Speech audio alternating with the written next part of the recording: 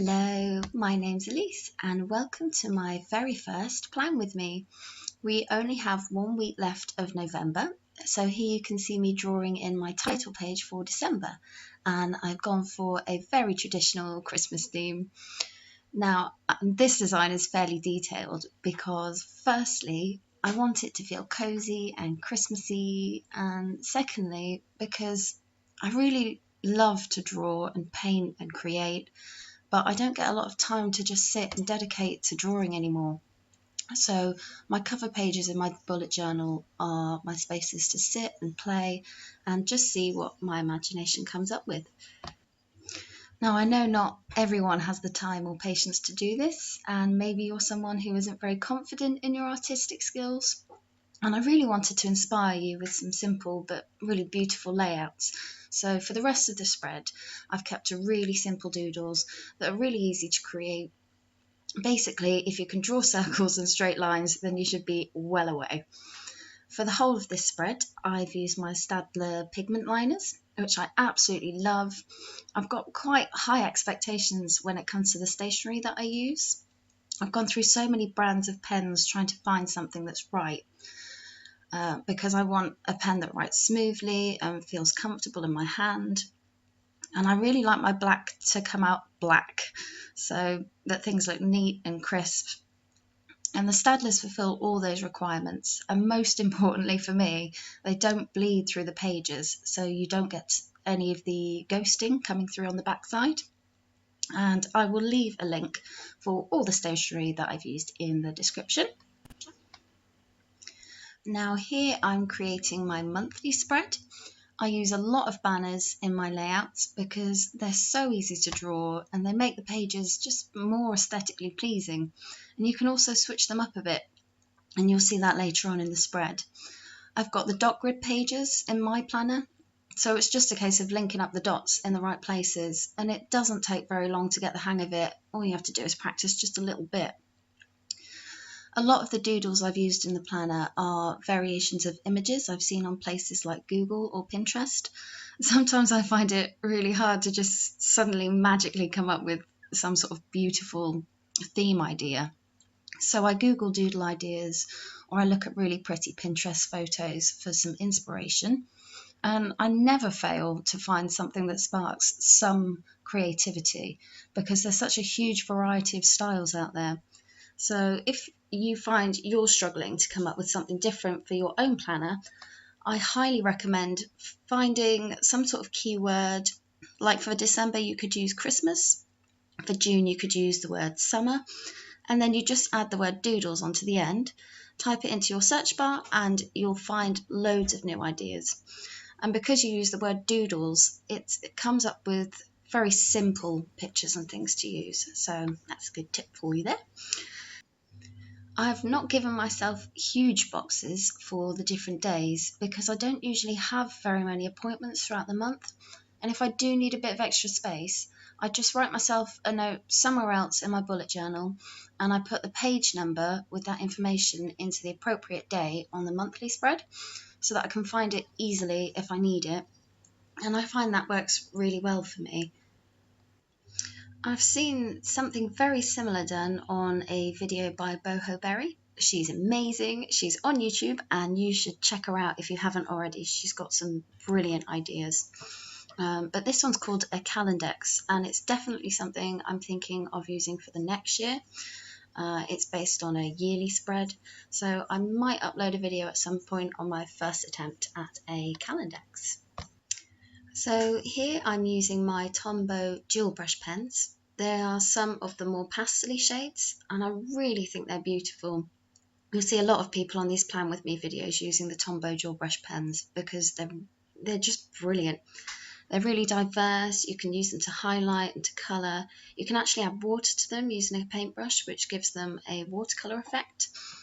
I've not tried this with mine yet, but I've seen it done on other videos and it looks really good. They seem to blend like a dream. So if you've decided to try this, it's a good idea to keep some tissue to hand to blot the pages so that you don't get the pages too saturated because that causes them to wrinkle.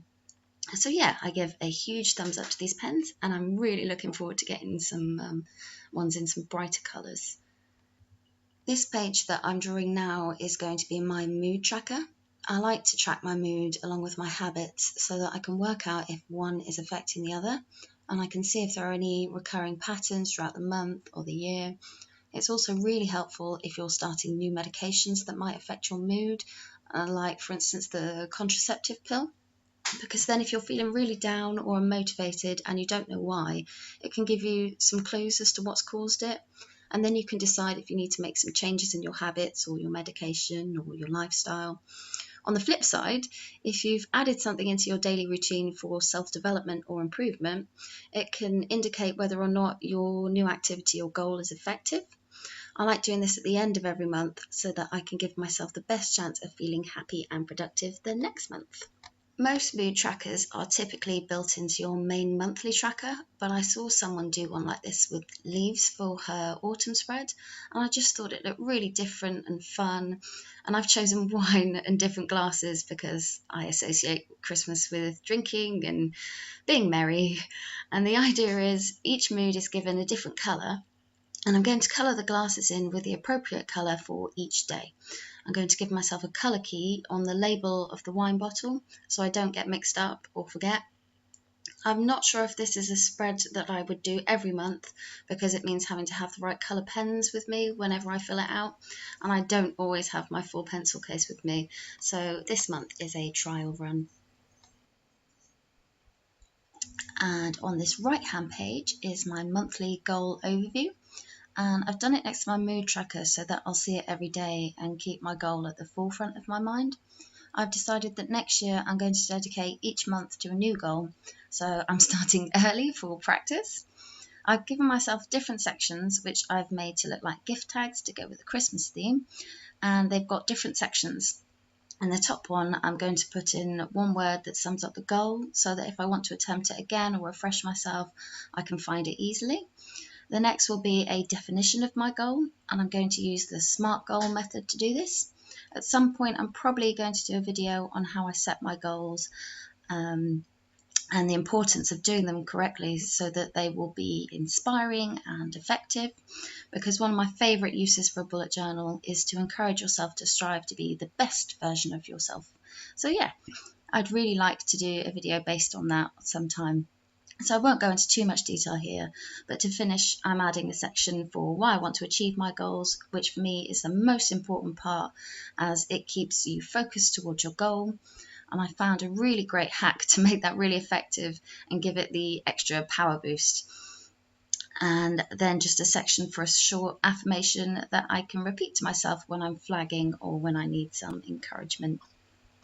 Here I'm just filling in the days, and I did realise that I'd only done 30 days, so I had to squeeze in a new tiny, there it is, tiny little cup for the last one. On to my business tracker. I'm actually a seamstress and I have my own little shop in town. So this spread here is just to help me have an idea of how the shop is doing each month. Mostly just at a glance that I can refer back to quickly if I need to. I've got a section in here on how much money comes in, how much I pay my employees, a space to let me know how many customers I've had that day. So I'll be able to see if any promotions or advertising has had any effect on how busy we've been. And the last section is just for who's working, which I will usually fill out in advance. That's my clock. I don't know if you can hear that. Here I'm using my Tombow dual brush pens again to divide up the different days because number one, it makes it easier to fill in, and number two, it just looks pretty. This page here is my traditional monthly tracker. Now, I track a lot of stuff, and I have two reasons for tracking something. The first one is to see if I'm keeping up with any habits or goals I have to keep me accountable. The second is that I sometimes forget to ask for help when I've got a lot on my plate. I tend to try and do everything myself, but I do understand the importance of delegating and the positive effects of being brave enough to ask for help when you need to.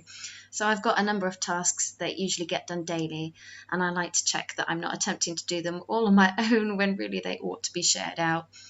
It also helps me to understand why my fibromyalgia might have flared up if I check and realise that I've taken on too much. And so it reminds me to take a little bit more time just to rest and relax if I need it. I'm also hoping to try and start the Miracle Morning in December, so wish me luck. This section here is what most people call their brain dump, but I really don't like the sound of that. It makes me think of somewhere to put all your rubbish thoughts that should go in the bin.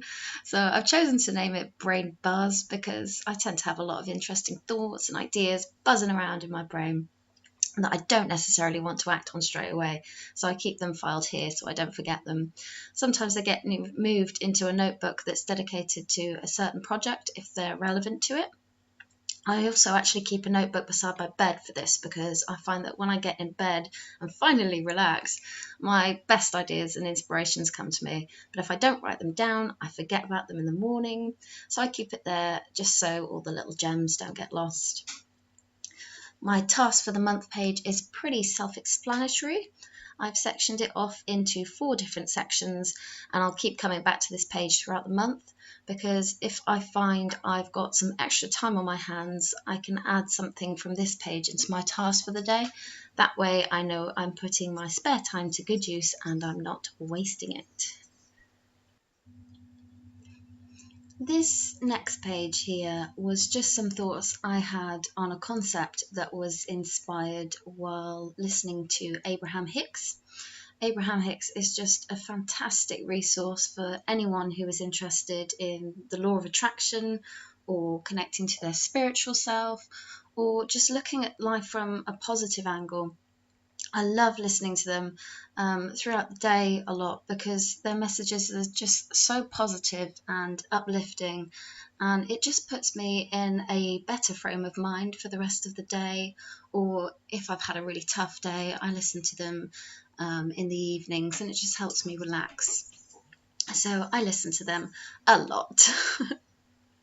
I also played around with the type of writing I used.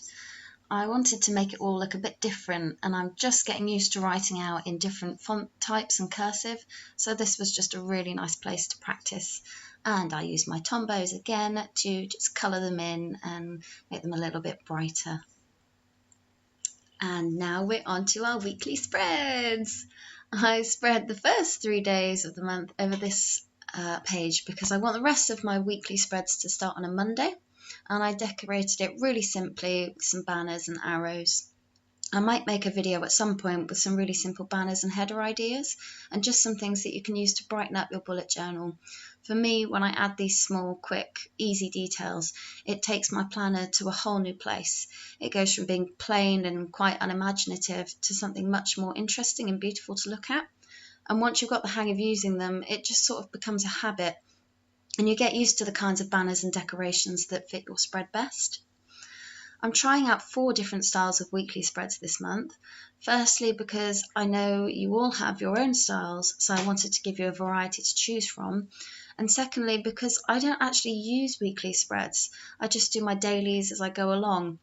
So I wanted to try a few out this month so that I can see what works best for me. This one has the 7 days and then the large section for things I need to get done that week. And every day I'm going to pick a couple of things to do from the lists on the right hand side. I'm hoping it will help me space things out a bit so I don't leave everything to the last minute or take too much on in one day. And I like that I will have a choice on what tasks to pick each day depending on my energy levels and how I'm feeling, because it's not all preset.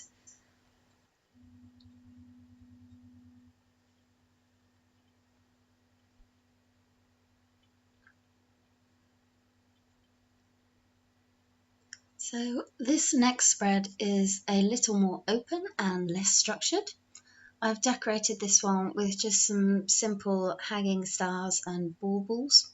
It's really quick and easy. I've written the days of the week in the middle of each daily section because I'm going to use the top half for any appointments I might have and the bottom half for tasks.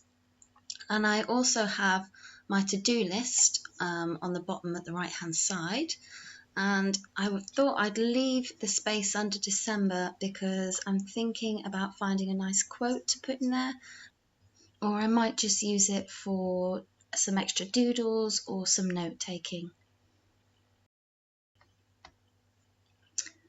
This spread actually turned out to be my favourite in terms of the way it looks.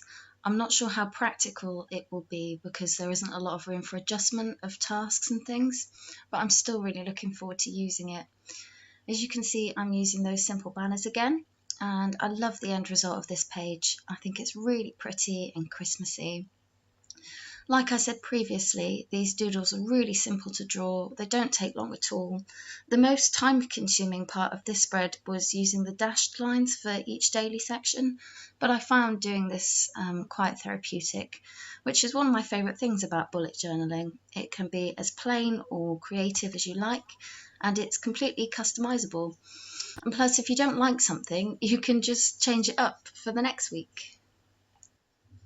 I wanted to also talk a little bit about this particular bullet journal. It's from Lemome, I think it's called. Lemome. I absolutely love it. It was the first dot grid journal that I bought, and I just haven't looked back. It's got this soft touch fabricy feel to it, and when I first bought it, I managed to scratch the spine with a pair of scissors while I was trying to get it out of the packaging.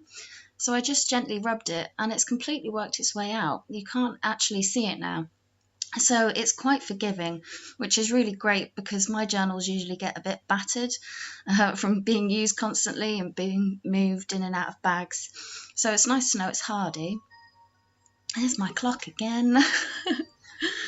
um, So the pages are lovely and smooth, and they're also nice and thick, which is great because again you don't get that ghosting coming through. They're a really nice quality, and because the cover is soft and flexible, it's easy to keep in your bag. I also really love the writing on the front. It just says simple and elegant, and it's just so pretty. So I'll be using one of these for 2008. For the last week of December, I've not given myself any space for writing tasks to do that week because I don't want to pressure myself to get loads done. I'm planning on getting as much rest as possible and just enjoy some time off with my family and friends. I will set some time aside to reflect on the past year and consider my goals for the next year though. I want to start off next year having done some positive visualizations and scripting about what I plan to achieve in 2018. So I did give myself an extra large day for Christmas because I wanted to journal a little bit about how the day went and what we did and some of the highlights. And finally, these last 4 pages are dedicated to my few lines a day spread. This is just where I give myself a rough idea of what happened that day. I like to write down the things that went well and achievements that I'm proud of that day, even if it's something really small, because it just keeps my mind focused on the positives in life. I also use this spread as a reminder. Sometimes I look back at the year or even the month and I just can't remember what actually happened or where the time has gone. So these spreads keep me aware of how I'm living my life and what I'm doing with my time. And it also means I can look back on all the highlights from the year and remember the wonderful things that happened that I might have forgotten. It also means that if I've had some sort of mood peak or dip, I'll be able to have a look at what I did that day and see if that's affected it in any way.